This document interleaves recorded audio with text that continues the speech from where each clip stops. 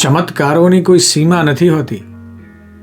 જે રીતે કંસના કારાગૃહમાં વાસુદેવ અને દેવકીની લોખંડની સાંપકળો આપ મેળે ખરી પડી અને દરવાજા ખુલી ગયા, બરાબર એવો જ ચમત્કાર બાઇબલમાં પણ નોંધાયેલો છે.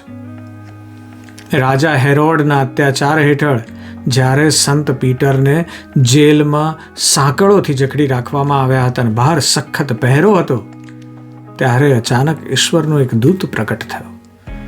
દૂતના સ્પર્શ માત્રથી પીટરની સાંકળો તૂટી ગઈ અને લોખંડનો મુખ્ય દરવાજો જે બહારથી બંધ હતો તે આપ મેળે જ ખુલી ગયો. ભલે સંસ્કૃતિઓ અલગ હોય પણ સંદેશ એક જ છે.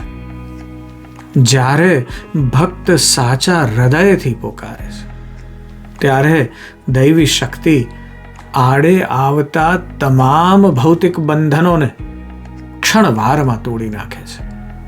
શ્રદ્ધામાં એ તાકાત છે જે અશક્યને શક્ય બનાવે છે. આ વૈશ્વિક સત્યને સમજો.